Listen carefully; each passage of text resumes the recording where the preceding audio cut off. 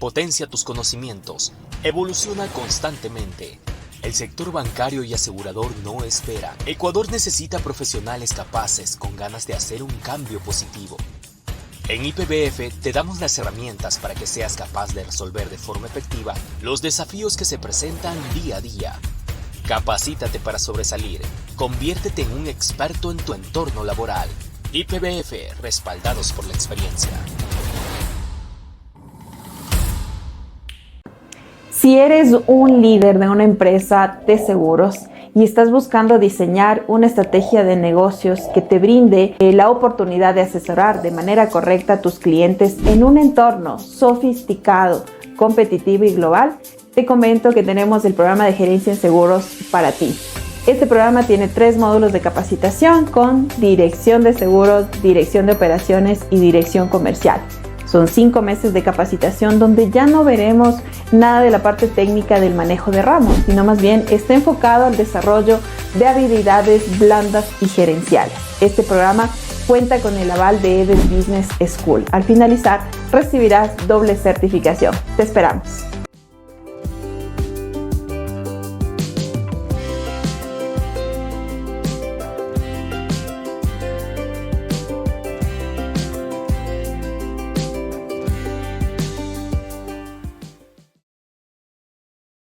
Buenas noches con todos, qué gusto el poder recibirles en esta sala el día de hoy con un gran amigo de la casa, Francisco. Muchísimas gracias por estar con nosotros, Panchito. Hoy vamos a hablar un tema muy especial, muy recomendado para todos y cada uno de ustedes que se han dado cita a este nuevo encuentro, este nuevo webinar, que lo que busca como IPBF es precisamente poder democratizar los conocimientos y entregarles a través de nuestros embajadores, de quienes están con nosotros buscando transformar el sector bancario y asegurador persona a persona, el poder darles estos conocimientos para que ustedes puedan seguir creciendo dentro de sus perfiles profesionales. Y por qué no, poder accionar este expertise que cada uno de nuestros docentes comparte con ustedes en este tipo de webinars inmediatamente en su lugar de trabajo y que tengamos la posibilidad de poder generar y crear este conocimiento compartido en conjunto. Hoy nos acompaña, como les decía, un amigo de la casa, Francisco Salazar.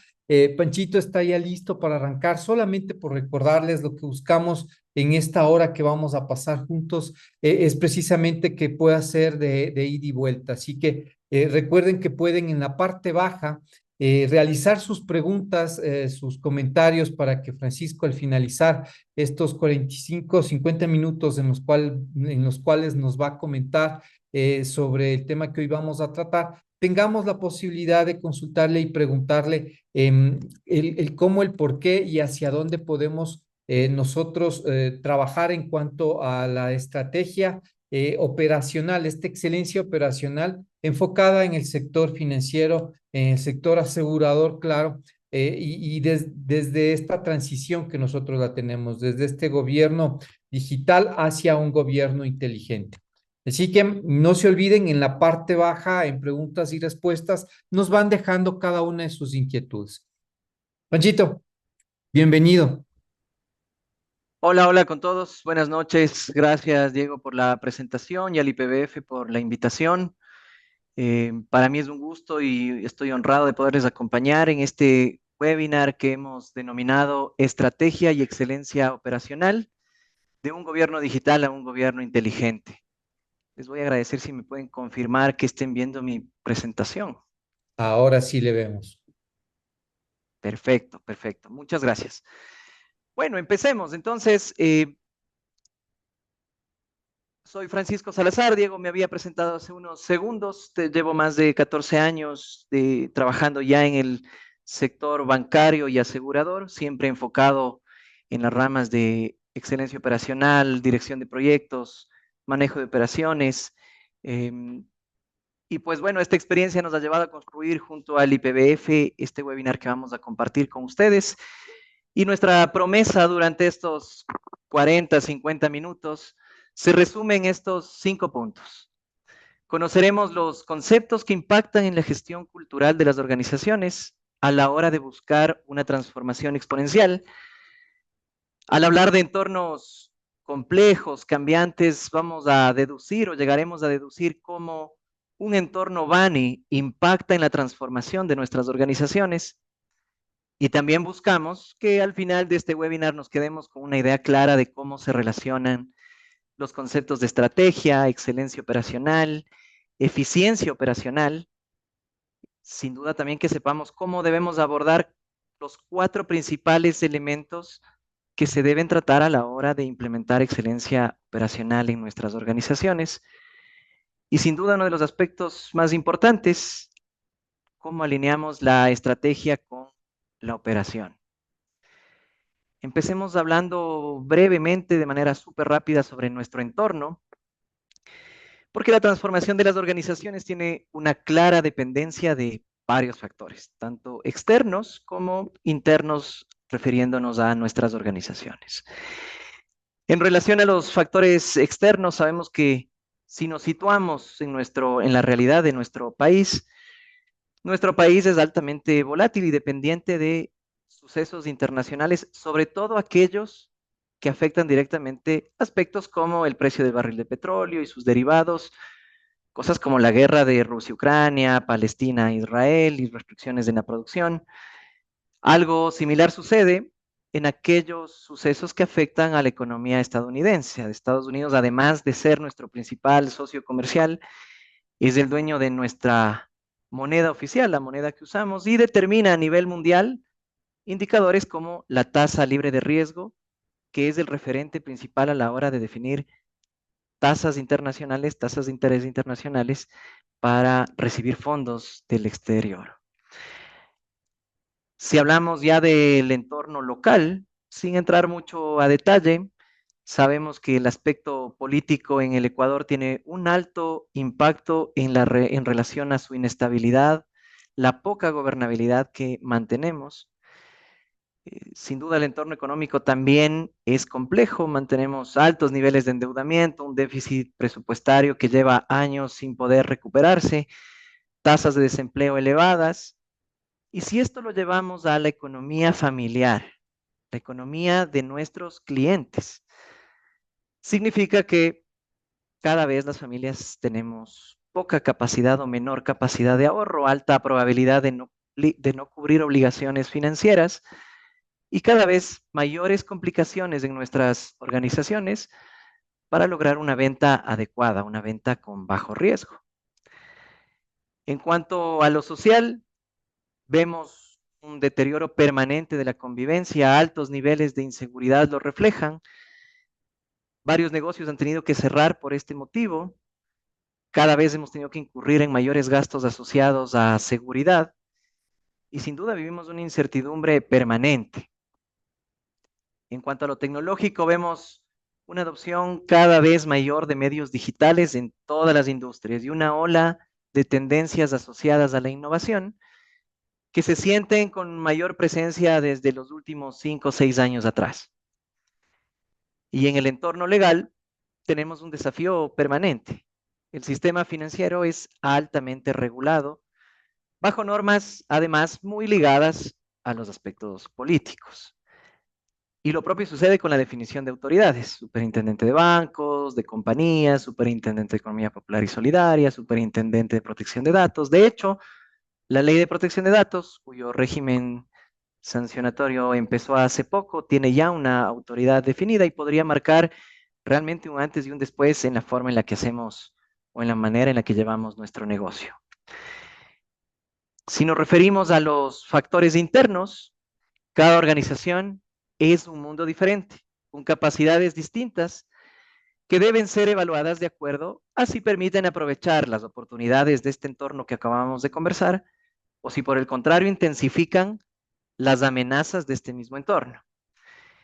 Entre los principales factores que yo resaltaría están la cadena de valor, la estructura organizativa, la tecnología que disponemos, nuestra cultura organizacional, la capacidad interna de generar fondos, nuestra estructura financiera, nuestra infraestructura, nuestro talento humano por sobre todo y bueno, varios otros factores. Para ir cerrando este Primer slide asociado al contexto.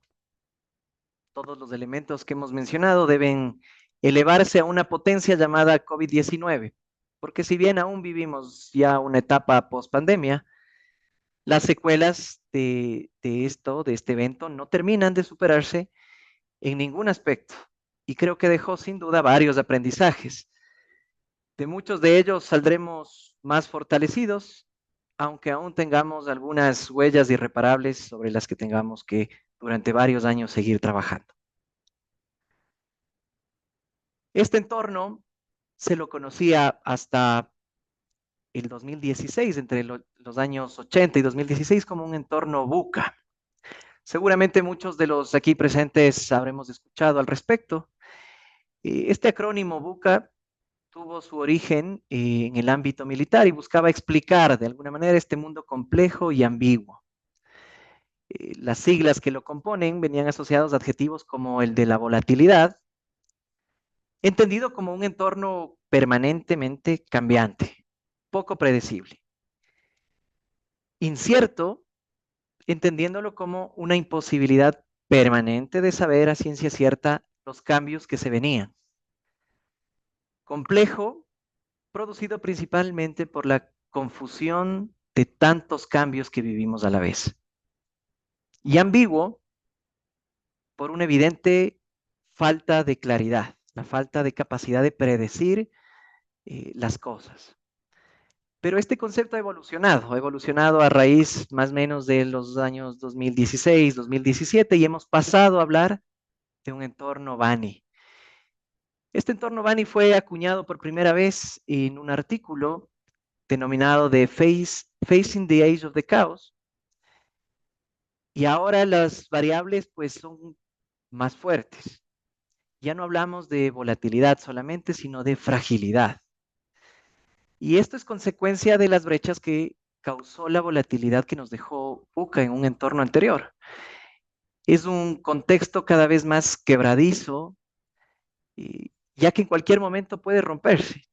Todos los sistemas sociales y económicos de alguna forma se han visto manchados por diferentes sucesos a nivel mundial y son hoy día más débiles de lo que aparenta.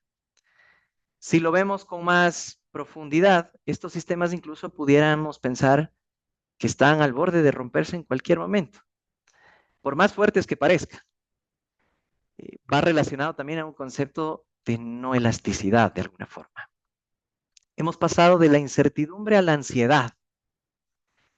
Un contexto volátil y poco predecible, que además experimenta síntomas de fragilidad ante cualquier suceso, nos mantiene permanentemente agitados y los tejidos sociales muy vulnerables y ansiosos.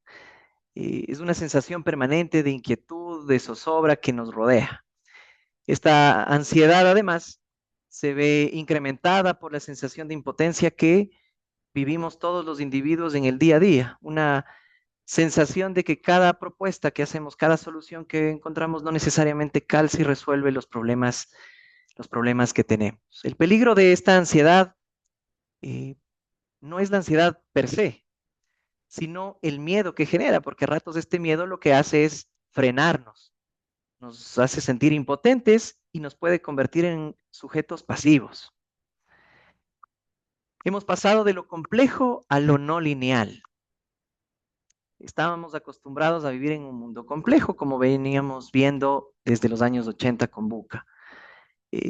Nos generaba una sensación de incoherencia porque no lográbamos ver la relación de las causas con los efectos. Ahora en este entorno no lineal nos sentimos incluso desequilibrados. Ese desfase temporal entre el origen y la consecuencia no nos permite estar tranquilos, nos desestabiliza de alguna manera. Y al no tener la relación clara, unida, efecto, causa, las consecuencias pues permanentemente nos sorprenden. Y obviamente no las logramos concebir en nuestro contexto original y las vemos como desproporcionadas. Un entorno no lineal, además, no nos permite ver la realidad. Y hemos pasado entonces de lo ambiguo a lo incomprensible. sentimos que algunas cosas son ilógicas y que no podemos entender lo que ocurre. No siempre lo que vivimos sigue patrones habituales. En términos generales, podemos decir que es imperativo definir estrategias, sobre todo a corto plazo, sin descuidar esa visión a mediano y largo plazo, que serán una guía, norte en la brújula, pero que seguramente y de manera permanente deberán ser revisadas y replanteadas. Vivimos un entorno de caos, pudiéramos decirlo, pudiéramos llamarlo así. Pero para cada una de estos adjetivos o de estas realidades que tratan de contextualizar nuestro nuevo entorno Bani, hay competencias y capacidades que tenemos que potenciar, fortalecer o reconstruir. Para resolver esta sensación de fragilidad en el entorno, debemos crear sistemas resilientes que puedan adaptarse.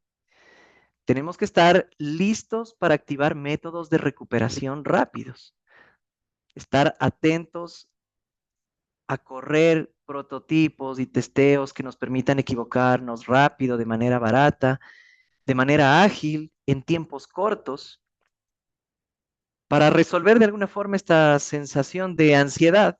Tenemos que fortalecer la empatía, tener espacios de desconexión, trabajar mucho en esa atención plena, en esa escucha activa hacia nuestro interior y hacia nuestro entorno. Debemos desarrollar una capacidad de concentrarnos y de lograr focalizarnos en lo importante, dejando de lado poco a poco las cosas que nos distraen en este entorno agobiante. Para responder a lo no lineal, a esta sensación de no poder predecir lo que se viene, tenemos que ser capaces de crear escenarios más flexibles para análisis más complejos. No podemos descuidar el tener una visión global que nos permita adaptarnos y en la medida de lo posible sistematizar esa visión. Finalmente, para poder responder a esta incomprensión del entorno, el trabajo en equipo se vuelve imprescindible. Es una de las competencias a fortalecer. El colaborar, no solo competir, sino colaborar, se vuelve algo imprescindible. Es decir, que buscamos entonces, aún con este entorno complejo, enfocarnos en lo importante. Recordemos que el corto plazo es enemigo de largo plazo. Aún sabiendo que debemos resolver el corto plazo con estrategias evolutivas, estrategias que se adapten a la medida o a la realidad del momento, no podemos descuidar que las organizaciones deben estar siempre pensadas para el largo plazo. Y en ese camino, si no nos enfocamos, las urgencias se convierten en distractores. Vamos a empezar a hablar entonces de uno de los conceptos principales dentro de este espacio, la transformación exponencial. Y una pregunta que quiero que la reflexionen y que puedan irla pensando de cara a su realidad profesional también es si esta transformación exponencial es una transformación tecnológica o es más enfocada a los modelos de negocio. Yo me atrevería a decir que sin duda coincidiremos en que la transformación de los modelos de negocio es primero. La tecnología se ha convertido sin duda en el medio para lograrlo y actualmente, frente a la inteligencia artificial, estamos ante uno de los denominados en momentos Gutenberg en la historia. Estos momentos son momentos que, por su relevancia, han generado de alguna forma un antes y un después, y se denominan de esta manera porque en los años 1400 Gutenberg acortó brechas del acceso al conocimiento a través de la creación de la imprenta. Y así masificó, de alguna forma, el acceso al conocimiento que antes era un privilegio de pocos. Y en las primeras revoluciones industriales, las industrias 1.0 y 2.0, en cambio logramos masificar y potenciar el acceso a la energía, a la electricidad. Si nos vamos acercando a la industria 3.0, cerca de los años 1900, en la tercera revolución industrial, logramos cambiar esa percepción de distancia a través de esta óptica de conectividad con el Internet y también con medios de traslado, de movilización, incluso entre continentes. Entonces, acortamos la brecha de movilización, la brecha de distancia. A inicios de los años 2000, experimentamos un nuevo concepto, asociado más a la confianza, al acceso confiable a la información. Empezamos a hablar mucho más de transformación digital, automatización de procesos, y a esto se lo empezó a conocer como la industria 4.0. En los últimos años, con un desproporcionado avance tecnológico en una velocidad exponencial, ya nos vemos realmente en industrias más inteligentes. Es más, hay conceptos que antes, hace pocos años, un par de años atrás, ni siquiera a lo mejor los escuchábamos tan seguido y ahora vemos cómo los datos hablamos de que deben ser capturados por Internet de las cosas, deben estar administrados por blockchain y deben ser utilizados por inteligencia artificial. Es decir, estamos viendo y buscando la manera de integrar las máquinas con los humanos, poniendo la inteligencia artificial al servicio de las personas. Y a esto se le ha denominado ya como la industria 5.0, de la cual sin duda derivarán miles de oportunidades que debemos aprovechar. Si seguimos viendo algunos ejemplos de cómo la transformación exponencial a lo largo de los años se ha venido incrementando, tenemos que ser conscientes de que esta transformación tiene un vínculo importante con los cambios tecnológicos. Y para ello es importante también que tengamos presente dos leyes universales que se mantienen constantes en el tiempo. La primera es la definida por Roy Amara, se conoce como la ley Amara, de hecho, y esta ley dice que tendemos a sobreestimar el efecto de las tecnologías en el corto plazo, pero tendemos a subestimar su efecto en el largo plazo. Y eso es evidente, vemos una nueva tecnología y la moda de verla nos lleva a inmediatamente incursionar en ella. Hay que hacerlo de manera inteligente y hay que empezar a trabajar en estas nuevas tecnologías. Inteligencia artificial es un ejemplo. Sin embargo, tenemos que ser conscientes que lo más probable es que su mayor efecto y beneficio lo podamos sentir más bien en el largo plazo y que ahora estemos viendo apenas la punta del iceberg. La segunda ley es la denominada ley Moore. Y esta ley la podemos resumir o simplificar de alguna manera con esta relación que hay en el pasar del tiempo, en donde la tecnología tiende a tener un menor costo, pero una mayor capacidad para cubrir nuestras necesidades. Veamos algunos ejemplos de esta segunda ley. Hace pocos años, la impresión 3D primero era escasa y luego obviamente costosa. A datos de hace 10 años atrás, esto incluso puede ser mucho menor ahora, ya costaba 400 veces menos. Si comparamos lo que costaba la implementación de robots en diferentes industrias, robots realmente incluso en industrias más de manufactura, costaban en el 2007 miles y millones de dólares. Fácilmente se han reducido estos montos de inversión en 25 o más veces. Y los drones, que eran tecnologías que pues no conocíamos todo el impacto que iban a tener, tenían un costo súper elevado y ahora incluso se venden como juguetes. Si seguimos viendo unos ejemplos alrededor de esta disrupción y de esta transformación exponencial, pensando en la disrupción como el volver obsoleto algo que conocemos, podemos ver estos ejemplos como lo que pasó con la industria cinematográfica. Y recordemos que cerca de los años 1946, la 20th Century Fox, una gran empresa cinematográfica, no veía la televisión como una amenaza. Es más, ellos decían que iba a desaparecer en el corto plazo porque la gente se iba a cansar de ver una caja de madera todas las noches. Y sabemos perfectamente que no solo se ha quedado la televisión, sino que ha permanecido evolucionando durante todos estos años. ¿Y qué decir de Palm? Cuando veía de manera lejana el que la industria de alguna forma Telefónica iba a ir incursionando en dispositivos o PCs móviles. Y subestimaron sin duda el hecho de que podía llegar Apple a derrumbar ese mundo. Si lo vemos incluso muchos años más hacia atrás, Henry Ford ya nos sorprendía con disrupciones que en esa época se veían como poco aceptables. De hecho, Henry Ford decía esta frase muy famosa: si le hubiese preguntado yo a la gente qué es lo que quería, hubiese respondido que querían caballos más rápidos. Es entonces que la transformación exponencial y las crisis que devienen antes o después de ella no pueden ser desaprovechadas.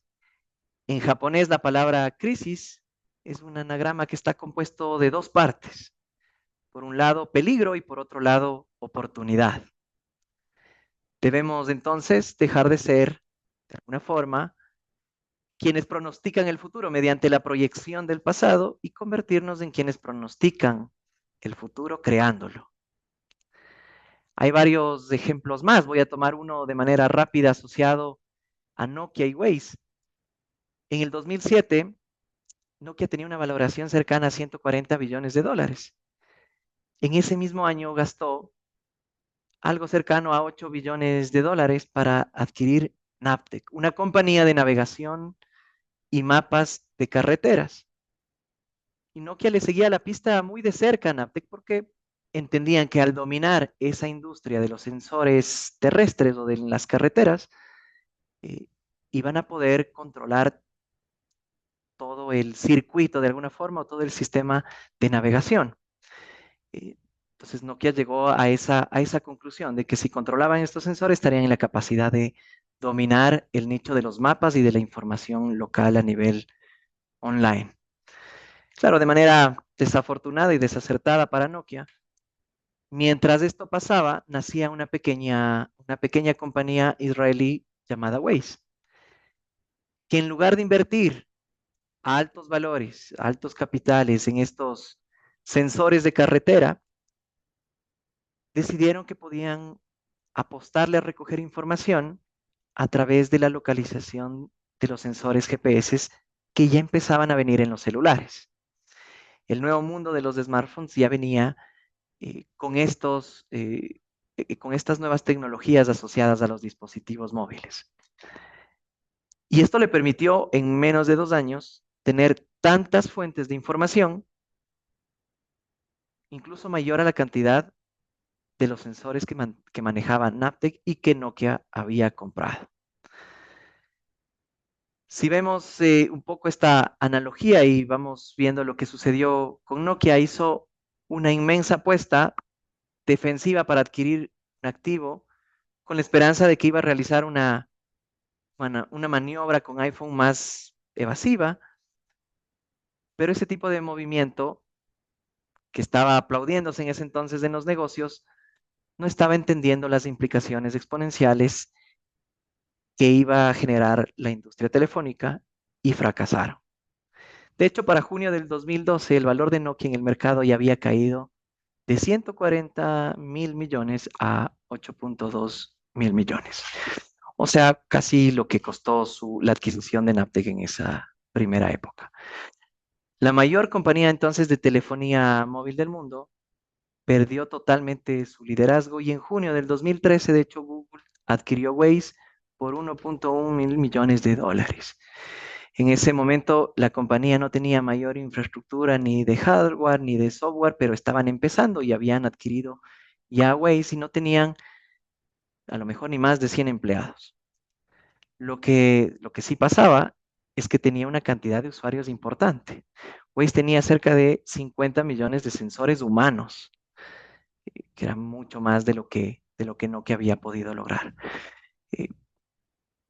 Nokia gastó muchísimos recursos para comprar y tratar de alguna forma de adquirir de nuevo más activos fijos mientras Waze seguía implementando de manera indirecta a través de los usuarios telefónicos sensores cada vez más útiles y más en tiempo real.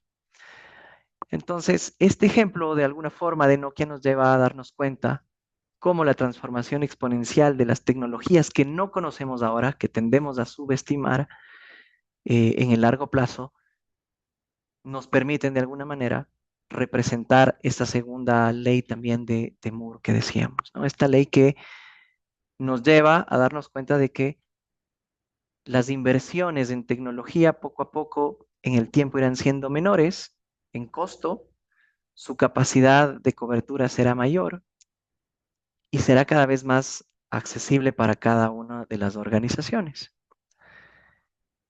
Si hablamos ya de los conceptos de estrategia, estamos empezando a hablar el segundo concepto que nos habíamos comprometido en este webinar. Vamos a hablar de 3 maneras de definir entonces estrategia. La primera se resume en que su esencia es saber escoger qué no hacer. Este primer concepto y el segundo vienen apalancados en el conocimiento que Michael Porter ha venido desarrollando como quizá uno de los principales referentes en estrategia. El segundo concepto es que busca crear una posición única y valiosa en el mercado. Es decir, una estrategia debe ser construida, pensada principalmente en generar una rentabilidad superior, pero en diferenciarnos con una propuesta de valor distinta y alineando nuestra cadena de valor. La tercera definición de estrategia que vamos a conversar está asociada a 2 pilares importantes: la capacidad de compra que tienen nuestros clientes y la capacidad de venta de nuestras organizaciones. Esto quiere decir que todo lo que queda en el medio entre esa disposición a pagar y la disposición a vender es el valor que generamos desde las organizaciones.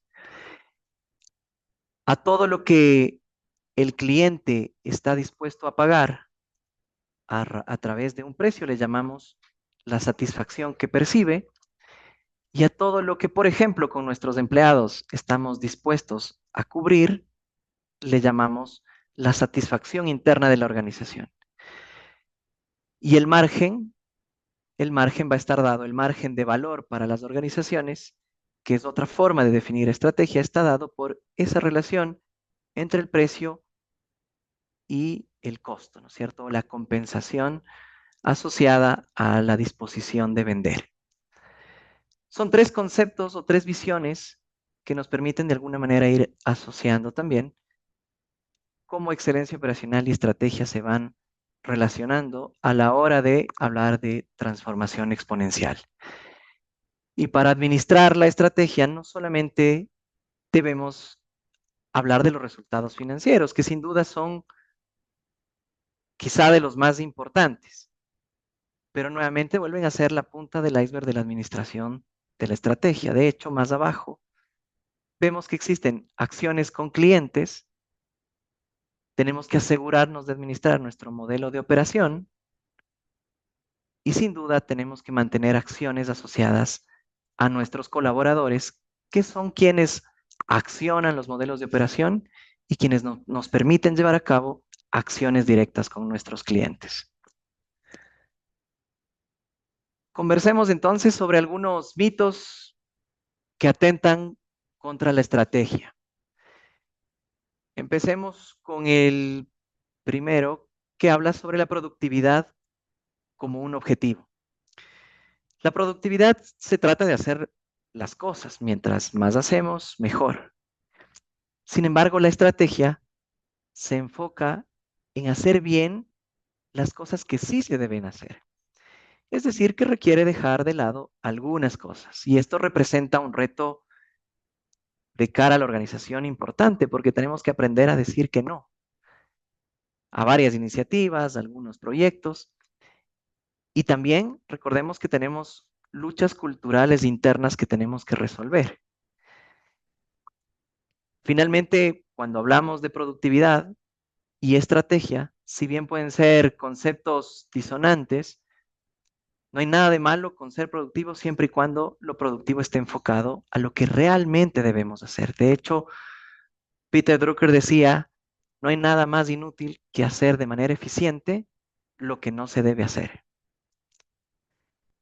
El segundo mito que atenta contra la estrategia es identificar qué es importante y eso verlo como un trabajo únicamente de líder.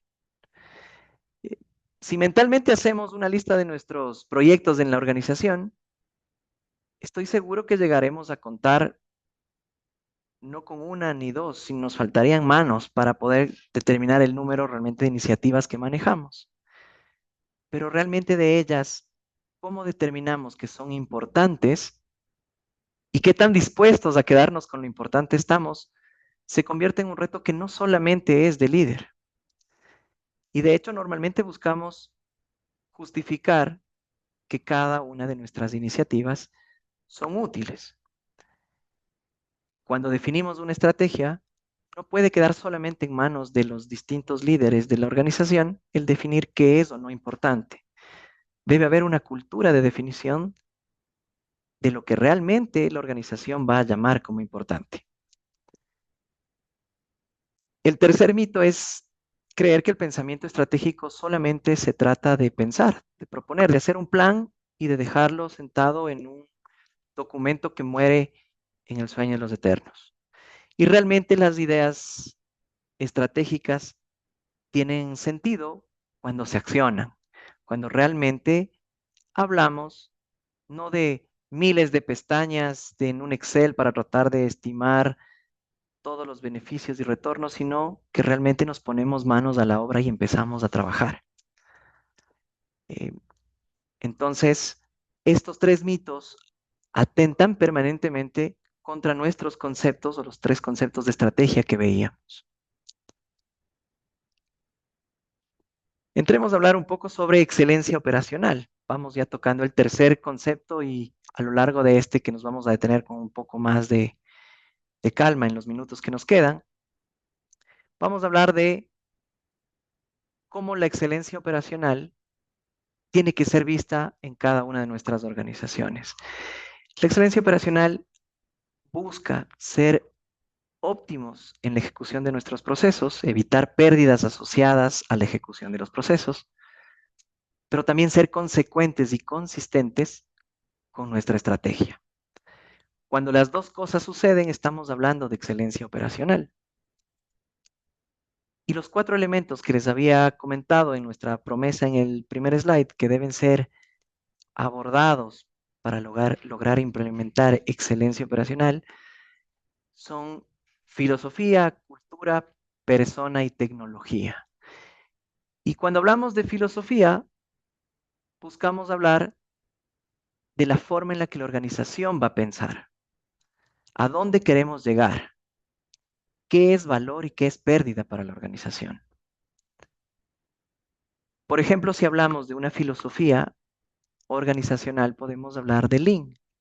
Y Lean nos marca un camino de claramente qué podemos considerar pérdida, qué podemos considerar valor. Y en el ejemplo de Lean podemos tomar como relación el no ver al precio como el único factor para generar ingresos. De hecho, la clave para mejorar los beneficios en el concepto Lean es reducir los costos. Tal es así que pudiéramos pensar que no solo podemos llegar a mantenerlos para seguir incrementando nuestro margen, sino que en algún punto pudiéramos pensar en incluso bajar el precio, dado que hemos llegado a ser eficientes en la ejecución de nuestra operación. Si seguimos hablando de filosofía alrededor del Lean, en este ejemplo de cómo veríamos el vaso, una persona optimista pudiera verlo como medio lleno, un pesimista como medio vacío, pero Lean a lo mejor, un profesional enfocado en Lean, se cuestionaría a lo mejor por qué tengo tanto vaso. Estoy teniendo una pérdida, hay más vaso del que necesito. O necesito un vaso más pequeño, ¿qué debo hacer para que el vaso se llene? Ahora hablemos de cultura, el segundo pilar. Cuando hablamos de cultura, estamos hablando del aspecto genético, del ADN de la organización, la forma en la que nos comportamos, la manera, por ejemplo, en la que abordamos los problemas. Y aquí voy a llevar un ejemplo que espero que no sea de la realidad de quienes nos acompañan en sus organizaciones, pero cuando vemos esto, quizá vemos inmediatamente una tubería dañada y asociamos esto a pérdidas graves y buscamos resolverlo. Nos ponemos a trabajar sobre ello y lo arreglamos. Pero cuando vemos goteras, a lo que podemos denominar pérdidas crónicas, porque las tenemos de manera permanente y no son de tal volumen que pues terminamos acostumbrándonos, aun cuando empezamos a ver el charco, empezamos a ver la forma de parcharlo. Y ponemos un balde que se empieza a llenar y nos seguimos pensando qué más tenemos, nos ponemos a pensar qué más tenemos que hacer. Y entonces a lo mejor incrementamos la cantidad de baldes que van a sujetar esa gotera. Y no conformes con ello, quizá nos ponemos a pensar en que quizá necesitamos un balde más grande. Y ya no solamente a lo mejor hablaremos del recipiente o del tamaño del recipiente, sino que quizá nos pondremos a pensar incluso en cómo automatizo el vaciar el balde para que luego tenga espacio a seguir recibiendo la gotera que no hemos solucionado. Si seguimos hablando de la cultura, entonces tocábamos la forma en la que resolvemos los problemas, pero también tenemos que reconocer que los problemas son resueltos por nuestros colaboradores. Y es el aprendizaje el que nos lleva a que podamos no solo parcharlos, sino realmente cubrirlos de raíz. Taichi Ono decía que cuando no hay problemas, tenemos que preocuparnos porque realmente ese es el problema. Eventualmente no estamos viendo o nos estamos haciendo ciegos a los problemas. Y los problemas deben ser resueltos yendo a campo a verlos, no desde nuestras oficinas.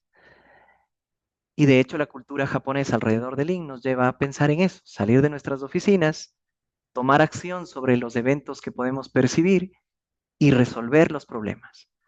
Y preocuparnos cuando no los tenemos, no cuando realmente los estamos viendo. Hablemos ahora del pilar personas.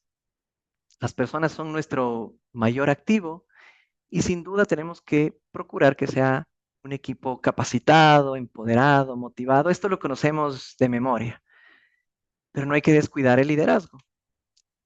Y dentro de la filosofía de la organización también debe estar definido a qué llamamos liderazgo y cómo vamos a encaminar a nuestros líderes en nuestro modo de pensar dentro de la organización. Finalmente, las personas no solamente se asocia a la arista colaboradores, sino también a los clientes. A los clientes, compañeros de trabajo, colaboradores, proveedores. Cada uno de ellos tienen que estar atendidos de una manera especial dentro de la arista de personas. A los proveedores, por ejemplo, tenemos de alguna forma que retarlos a desarrollarse y que nos acompañen en el camino de cumplir o lograr nuestros objetivos. Y en nuestros equipos de trabajo, como hablábamos en los primeros slides de un entorno complejo, brindarles nuestro apoyo pensando en que una de las competencias que más serán valoradas en el camino es la capacidad de trabajar en equipo. Y aquí les dejo una historia súper rápida asociada a esta reflexión de por qué las personas son importantes. Esta historia se centra en un paracaidista de nombre Charles Plumb. Él era piloto en la guerra de Vietnam y después de varias misiones, de haberse lanzado en paracaídas incontables veces, tuvo un accidente y finalmente logró aterrizar con vida y fue capturado por el enemigo en este caso, y a su regreso a Estados Unidos se convirtió en un referente inspiracional de historias, contando todo lo que vivió. Pero un día saliendo de sus innumerables charlas, se topó con una persona que le preguntó cómo estaba y que se alegraba mucho de haberlo visto y él no lo reconocía. Charles Plumb le preguntó quién era y, y la persona que le estaba preguntando en una de sus charlas cómo estaba y que estaba muy contento de verlo de nuevo, era la persona que empacaba su paracaídas, que en su momento empacó el paracaídas que lo salvó. Y esta reflexión les llevó a pensar, obviamente, a Charles Plumb, la importancia de esa persona a la que a lo mejor nunca tomó en cuenta, nunca valoró su trabajo en su momento, pero que gracias a él estuvo con vida para contar toda su historia y poder compartirla con el mundo. Si hablamos de personas, entonces tenemos que pensar quién está empacando nuestro paracaídas en las organizaciones, en nuestros equipos, de cara a nuestros clientes. Cerremos el último pilar hablando de tecnología. Y la tecnología no puede ser vista solamente como el software o la aplicación, sino más bien como este concepto de las teorías que nos permiten aprovechar de manera práctica un conocimiento ya desarrollado de manera científica. La tecnología entonces tiene sentido si está a la disposición de los otros tres pilares, de la filosofía, de la cultura y de las personas. La tecnología es un medio para lograr excelencia operacional, no es el fin propiamente, y nos tiene que permitir llevar a estandarizar procesos y a trabajar con conocimientos tecnológicos confiables, herramientas confiables. Aquí hay varias herramientas no directamente vinculadas a herramientas tecnológicas per se, aplicaciones, pero que sí están asociadas a excelencia operacional y de cómo se pueden ir vinculando a cada uno de los pasos de nuestros distintos modelos de operación. Si bien el objetivo no es abordar cada una de ellas, pero sí es darnos cuenta de que la tecnología y los conocimientos que ella nos trae tiene que estar enfocada a resolver el problema y no solo a implementarla por moda o por la necesidad de corto plazo. Si vamos resumiendo y con esto voy cerrando prácticamente el espacio que teníamos con el IPBF planificado, excelencia operacional entonces se apalanca en estos cuatro pilares: filosofía, cultura, personas y tecnología, pero se soporta sin duda también en la manera en la que nuestra estrategia está definida, el camino que vamos a llevar como organización en el mediano y largo plazo, la manera en la que alineamos nuestra cadena de valor y cómo esto nos permite de alguna forma generar valor para nuestros clientes y para la organización, esperando que ese valor sea la disposición a pagar de nuestros clientes, el que permanezcan con nosotros y cero pérdidas en la medida de lo posible para cada una de nuestras organizaciones. Con esto cierro, Dieguito, nuestro espacio. Muchas gracias a todos. No sé si tenemos preguntas dentro del chat. Panchito, todavía no nos han llegado las preguntas dentro del chat, pero en el formato de inscripción les habíamos solicitado que nos vayan dejando las inquietudes que podrían generarles el encuentro del día de hoy. Así que me voy a permitirte leer las tres que más se habían repetido, ¿ok? Nos Perfecto. consultaban cómo se consigue la eficiencia estratégica y cuáles deberían ser estas prácticas claves para alcanzarla. Perfecto. Muchas gracias. Gracias, Diego. La respuesta no es única, no es simple. Creo que voy a repasar brevemente los tres conceptos que dimos de estrategia. Y me voy a quedar con el primero de inicio. Voy a quizá profundizar un poco más en el primero. Cuando queremos ser eficientes en la manera en la que definimos y llevamos a cabo nuestra estrategia organizacional, tenemos que estar dispuestos a saber qué escoger. Las decisiones que tomemos alrededor de esas elecciones son el primer paso para que la estrategia sea útil. Y esto nos lleva a tener que dejar de lado varias cosas. De hecho, creo que lo más fácil de inicio no es escoger lo importante, porque tendemos a decir que todo es importante, Ujú. pero sí aquello en lo que no nos vamos a preocupar por ahora. Creo que el descarte puede ser un aspecto importante en el primer paso. Um, las herramientas son variadas. Parte de la pregunta decía qué herramientas se pueden utilizar. Yo creo que más que las herramientas, sí tenemos que estar dispuestos a dejar de lado algunas cosas, a romper esos tres mitos que hablábamos, no pensar que hacer más es ser más productivos necesariamente. Eso atenta contra la estrategia. Si eso lo convertimos en una herramienta, Diego, yo diría que podemos hablar sin duda de que tenemos la posibilidad de ser selectivos, de escoger claramente las iniciativas en las que vamos a trabajar y en esas concentrarnos. Mm, definitivamente, tal como siempre solemos hablar cuando nos enfocamos en temas de eficiencia, em, no solo entender cómo ingresas el agua al coco, sino la forma más efectiva de que logremos hacerlo.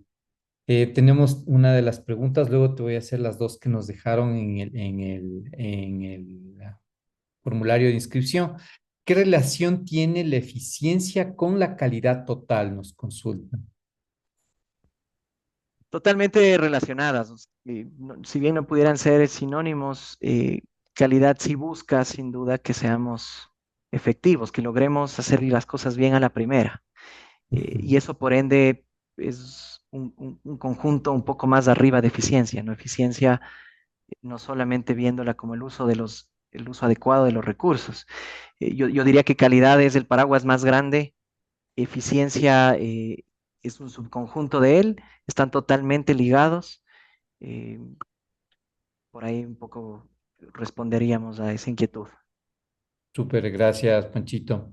Vicente nos consulta y nos dice, referente al impacto que hablaste hace un momento sobre el COVID en las empresas, ¿consideras que la decisión de algunas empresas de no tener empleados que superen los 20 años para evitar la jubilación es la más adecuada?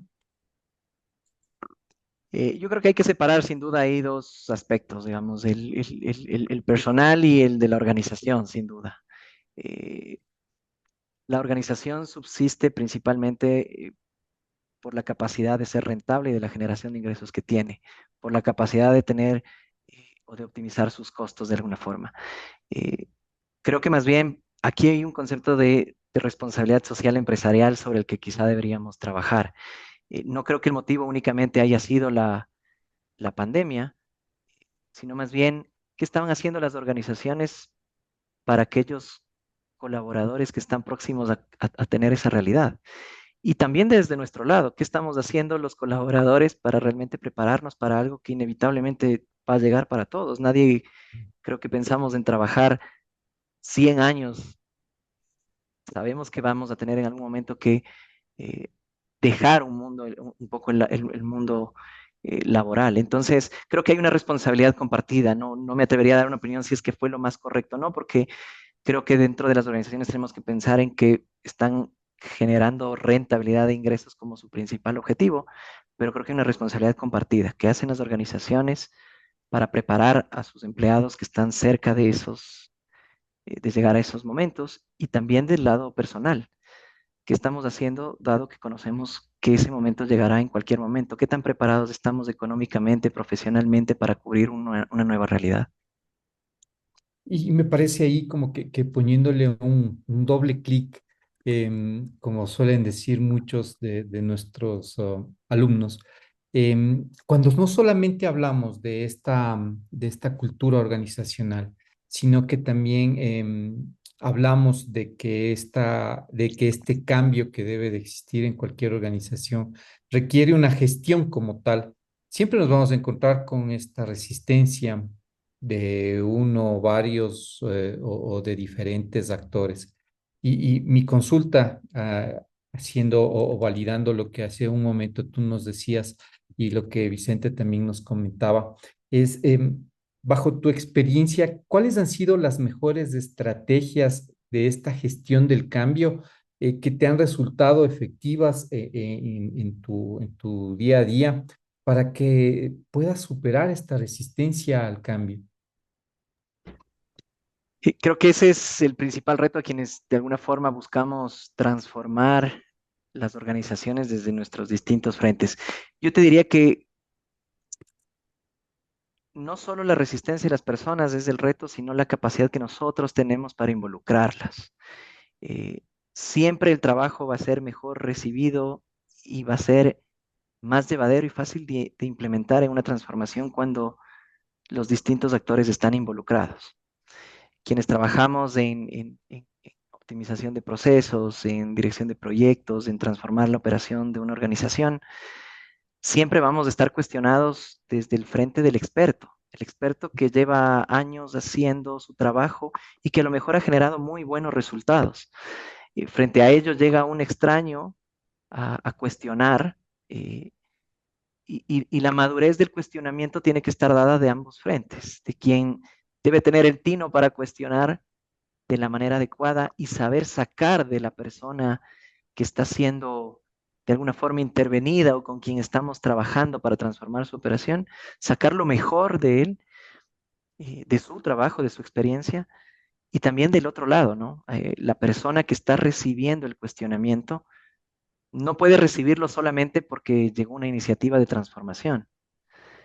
Tiene que recibir el cuestionamiento porque esa filosofía que hablábamos, que es el primer pilar a la hora de implementar excelencia operacional, nos ha marcado la pauta de que queremos hablar dentro de la organización de transformarnos.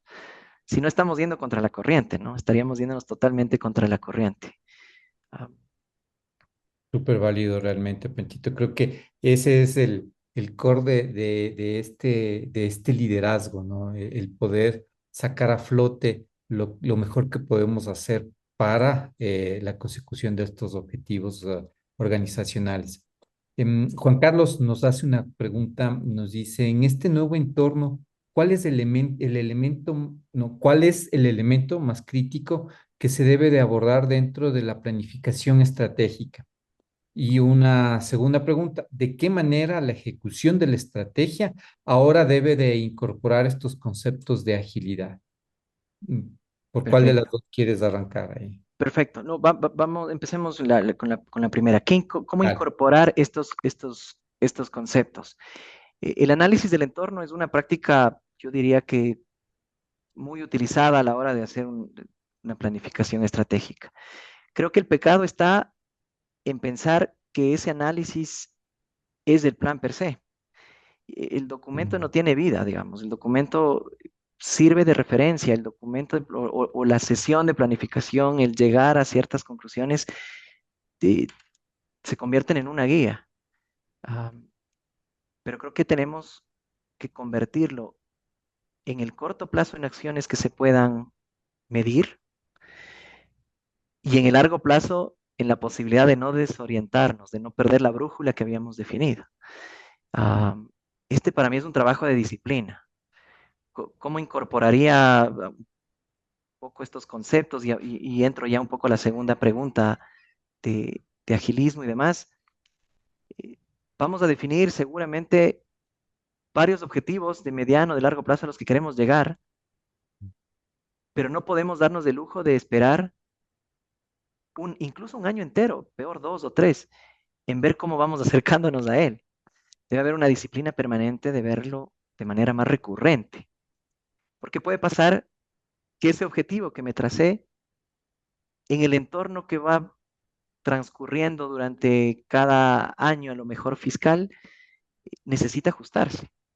A veces pensamos que defino la planificación en noviembre, octubre del año que precede al periodo fiscal por iniciar, y en el siguiente año vemos cómo nos va y casi, casi que en noviembre o diciembre nos volvemos a ver. Eh, Tiene que haber una disciplina permanente de ver cómo nos estamos acercando. Eso ya es un concepto de alguna forma de agilismo, ¿no? mm, El empezar a ver con disciplina y frecuencia qué tan bien o tan mal estamos haciendo las cosas, sin importar ese resultado, porque lo importante es darnos cuenta que estamos haciendo mal algo pronto, eh, y poder coger de nuevo el timón inmediatamente. Es decir, fijar sesiones mensuales, trimestrales, semestrales, de poder darnos cuenta qué tan cerca esos objetivos están, es imprescindible, es imprescindible. O sea, el plan estratégico se define, pero debería definirse junto a con qué frecuencia la vamos a ver. definitivamente. Y sabemos que estas metodologías ágiles no son la panacea, definitivamente, pero son demasiado útiles para aquellas organizaciones que lo toman como parte de su marco de trabajo, no solamente al ya conocido Scrum, a todas estas opciones que ya han sido comprobadas. pero creo que sí, ¿no? Lo que no se mide no se mejora, lo que no se tiene en el timeline de la medición, no sabemos para dónde y cómo ir. Y una de las preguntas que teníamos dentro del formulario nos decían esto, varias personas repetitivamente nos consultaban y decían que cuáles deberían ser estos indicadores claves, estos KPIs en rendimiento por lo general utilizas o se utilizan para medir el éxito de esta eficiencia operacional en su momento. Muy Cuando, alineado con lo que tú dices, ¿no? ¿Cómo medirlos? sí, muchas gracias. Súper interesante esta última pregunta también. La forma de medir, de alguna manera, la eficiencia operacional sí tiene que partir del entendimiento financiero, de alguna forma, del balance de los ingresos, de los costos y gastos de la organización. Am, el reto que tenemos quienes trabajamos en esto es en aprender a ejecutar acciones que sí permitan mover la aguja de esos indicadores. Quienes trabajamos en excelencia operacional tenemos que preocuparnos de dos frentes. ¿Cómo hacemos o cómo le apoyamos al negocio para que sea ágil en la generación de ingresos? Pero también en cómo hacemos que el resto de los equipos, no necesariamente comerciales, somos lo más eficientes en el uso de los recursos. Porque si no, todo lo que vendemos nos comemos a la vuelta de la esquina. Y de hecho, a lo mejor crece el ingreso y en la misma proporción crece el gasto. Entonces, nos da lo mismo, pero nos hemos sacado del aire más tiempo, digamos. O sea, seguimos teniendo el mismo margen. Eh, sí hay un arte ahí, yo diría que desde el principal indicador que mida la relación de los gastos operativos contra los activos o los ingresos, ya es una forma, ya es una primera forma de tener una primera medición. Eh, en los bancos yo te diría que uno de los indicadores de eficiencia principales sí es ese, la relación del costo operacional contra el total de los activos, por ejemplo. Obviamente porque en nuestra industria o en los bancos, por ejemplo, los activos es donde está la mayor parte de nuestro negocio, en la cartera. Eh, para mí ese es uno de los principales indicadores. Y luego eso sí se puede ir desagregando en términos de los distintos costos que tenemos. No, a mí me gusta que monitoreemos, por ejemplo, el costo operacional, el costo de talento humano, eh, porque entender el costo de mi nómina es importantísimo. Eh, saber cuánto está costando el equipo y qué debo pedirle que produzca. ¿No es cierto? El verlo incluso por personas, si dividimos la cantidad de ingresos generados como otro indicador contra la cantidad de personas que tenemos, vamos a darnos cuenta, obviamente, de que estamos subsidiando de alguna forma del equipo comercial, subsidiando al equipo no comercial, pero vamos a darnos cuenta cuánto cada cabeza genera en la organización. Entonces yo tomaría por ahí estos dos o tres indicadores como un punto de referencia. Eh, y de acuerdo a la organización, sí creo que hay que tomar eventualmente uno adicional en el principal rubro de costo que tengan, ¿no? Si es una organización con más infraestructura, hay que entender y enfocarse en ese rubro. Si es una organización con un alto costo tecnológico, hay que entender los costos asociados a ese principal rubro. Si es más digital o si ha invertido mucho más en canales digitales, tenemos que entender ese costo y la rentabilidad que esos canales generan. Entonces, yo pondría un cuarto indicador respondiendo la pregunta que nos hacen, quizá asociado al principal rubro del costo que tengamos. Súper válido, muchísimas gracias, Panchito. Y la última que varias personas las habían colocado en el formulario es cómo se pueden identificar. Hemos visto algunas opciones o guías dentro de esta hora que has podido compartir con nosotros. Pero este otro tema también que es muy importante, identificar y tratar de eliminar o minimizar estos puntos de ineficiencia dentro de los procesos operativos y varios nos decían el tema bancario. Entonces, como que apuntándote, te consultaban. Bueno, perfecto, chévere, gracias, Diego. Sí, a la hora de eliminar los puntos de ineficiencia, creo que hay un concepto principal del que debemos partir. eh, y es qué realmente significa valor para la organización. Cuando yo llego a determinar lo más preciso posible qué es valor para mi organización, yo diría que tengo el 50% del camino hecho, porque realmente todo lo que no genere valor debe en una primera instancia pensarse en ser eliminado. Y si no podemos eliminarlo, el siguiente paso es, ¿y podemos entregarlo a alguien más, a un proveedor o hacer outsourcing de ello, a alguien más especializado, más eficiente que yo? Y si eso no es suficiente, sí tengo que pensar cómo hago que me tome el menor tiempo y esfuerzo posible hacerlo, dado que no lo pude eliminar y no lo pude trasladar a alguien mejor que yo en ello. Entonces, si me toca hacerlo a mí, ¿cómo lo hago costándome lo menos posible, con un esfuerzo menor? Y si lo vinculamos, obviamente, esto quizá automatizado, digamos, ¿cierto? Que sea quizá un poco menos dependiente de las personas. Pero ese es un poco, ese serían un poco los pasos, ¿no? Defino qué es valor y esa definición de valor que es clave tiene que venir principalmente dada por nuestros clientes. Si el cliente valora tiempo de entrega del producto y del servicio, listo, me está diciendo no te demores en el camino. Todo lo que sea un obstáculo en mis procesos para entregar más rápido mi producto, mi servicio, tiene que ser eliminado. Si el cliente me dice, no me importa mucho el tiempo, lo que me importa es que me entregues las cosas bien. Entonces quizá mi cadena de valor y mis procesos no tengo que necesariamente preocuparme o no es mi principal foco eliminar aquellas cosas que me generan alguna demora, porque a lo mejor estas actividades se están convirtiendo en estos puntos de control de calidad que me van a permitir garantizar lo que mi cliente me dijo que era más importante para él, que le entregue bien el servicio, que le entregue bien el producto. Eh, entonces, esos son los pasos un poco resumidos, ¿no? Ujú. Defino bien valor, todo lo que no agregue valor lo elimino, si no puedo eliminarlo, veo cómo lo muevo a alguien que sea mejor que yo en ello, por ende más eficiente, ojalá a menor costo sin duda, y si no hay otra forma que yo mismo tenga que hacerlo, ¿qué cosas tengo que hacer para que me cueste lo menos posible? Súper. Muchísimas gracias, Panchito. Una pregunta que a mí me quedó rondando cuando hablabas de este punto de inflexión, este punto Gutenberg, que hoy lo Ajá. estamos viviendo con inteligencia artificial.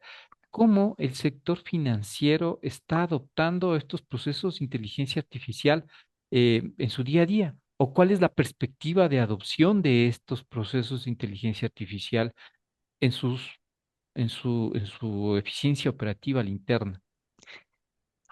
Yo veo ahí un par de aspectos, Diego. El primero es que indirectamente ya lo hemos venido haciendo de alguna forma, Ujú. creo, no sin un propósito, más bien al revés, creo que sabemos del por qué lo estábamos haciendo, pero quizá no estábamos siendo muy conscientes de que ya ciertas herramientas de este tipo de tecnologías las hemos venido vinculando. Hay unos ejemplos clarísimos. Los chatbots que vemos ahora en todas las organizaciones ya son un primer ejemplo de cómo hemos venido implementando de alguna manera inteligencia artificial. Um, entonces, hay un primer aspecto, reconocer que ya hemos logrado implementar este tipo de tecnologías. Hay cosas que ya hemos hecho, cosas que ya creo que han sucedido, sin que sea el propósito implementar inteligencia artificial, pero por la necesidad del cliente, que es lo correcto, hemos venido habilitando este tipo de herramientas, sobre todo en canales como el que te cuento a lo mejor. Pero hay un segundo aspecto importante, lo mencionaba en una de las leyes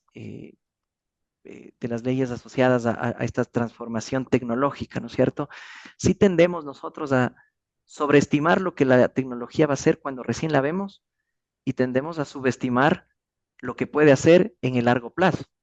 Entonces yo te diría que ahora, eh, dado que sobre todo tanto en banca como en seguros hemos visto una ola de modas y tendencias asociadas a innovación, a transformación digital, creo que hemos aprendido a ser más cautos en no adoptar de golpe las tecnologías por adoptarlas. O sea, creo que hemos tenido unos años en los que nos hemos dado cuenta de que no podemos solamente salir corriendo a implementar la herramienta de moda que salga, ¿no? En este caso, inteligencia artificial. No podemos salir de golpe sin un camino claro a implementarla.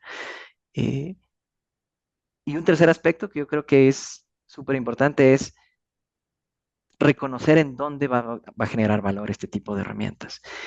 Yo sí creo que inteligencia artificial aún la tenemos en pañales en la sociedad, en nuestro país y en la industria aún está verde. ah, pero prefiero pensar de inicio en que estamos tomándonos el tiempo para reconocer en dónde la vamos a poner, digamos, porque si no, pues vamos a caer en el hecho de salir corriendo a usarla eh, sin tener claro el beneficio y quizá incluso cayendo en costos súper altos, porque de inicio esto viene con costos elevados, ¿cierto? Hay pocos profesionales entrenados y capacitados aún en eso, es una oportunidad para todos los que estamos aquí. Em, Hay pocas herramientas disponibles gratis, digamos, como para probar. Hay más herramientas que ya empiezan a tener costos detrás, o al menos para llegar a tener las funciones completas necesitas ya empezar a invertirle. Eh, no hay que tenerle miedo, pero hay que estar dispuestos a saber hasta dónde voy a empezar a probar, cuánto va a ser el colchón de mi gasto hasta dónde voy a soportar el probar estas tecnologías.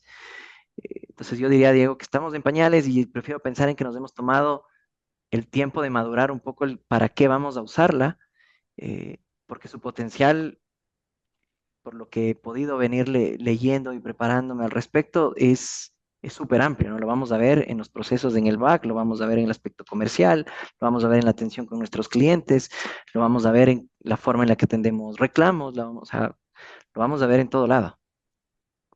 Y claro, como tú lo dices, Pancho, al final todo debe de estar atado a cuál es nuestra estrategia y definitivamente si es que esta moda, tendencia, aplica o apalanca nuestra excelencia operacional. Definitivamente. Creo que llegamos hasta aquí y quiero agradecerte por tu tiempo, Panchito. Quiero darte las gracias por todo este proceso, esta hora que tú nos has permitido conocer y ampliar más sobre la excelencia operacional y hacia dónde deberíamos de apuntar dentro de cada una de nuestras organizaciones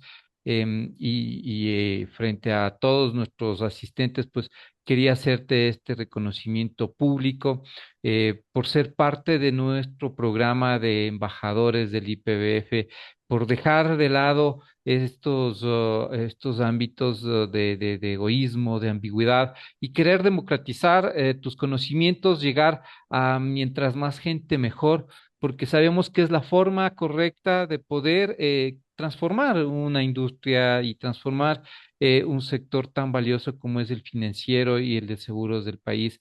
Creo que es digno de reconocer. Muchísimas gracias, Pancho, por esa buena onda a lo largo de esta hora. Y nada, pues saber que estamos a la vuelta de un clic con cada una de las personas que han asistido el día de hoy.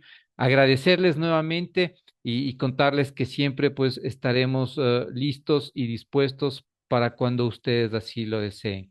Desde el IPBF les enviamos un fortísimo abrazo. Gracias, Panchito. Un gusto y será hasta una siguiente oportunidad. Gracias a ustedes, Diego. Gracias a todos. Cuídate, Panchito. Buena noche, que pasen bien. Potencia tus conocimientos. Evoluciona constantemente. El sector bancario y asegurador no espera. Ecuador necesita profesionales capaces con ganas de hacer un cambio positivo. En IPBF te damos las herramientas para que seas capaz de resolver de forma efectiva los desafíos que se presentan día a día. Capacítate para sobresalir. Conviértete en un experto en tu entorno laboral. IPBF, respaldados por la experiencia. Si eres un líder de una empresa de seguros y estás buscando diseñar una estrategia de negocios que te brinde la oportunidad de asesorar de manera correcta a tus clientes en un entorno sofisticado, competitivo y global, te comento que tenemos el programa de gerencia en seguros para ti. Este programa tiene 3 módulos de capacitación con dirección de seguros, dirección de operaciones y dirección comercial. Son 5 meses de capacitación donde ya no veremos nada de la parte técnica del manejo de ramos, sino más bien está enfocado al desarrollo de habilidades blandas y gerenciales. Este programa cuenta con el aval de EDES Business School. Al finalizar, recibirás doble certificación. Te esperamos.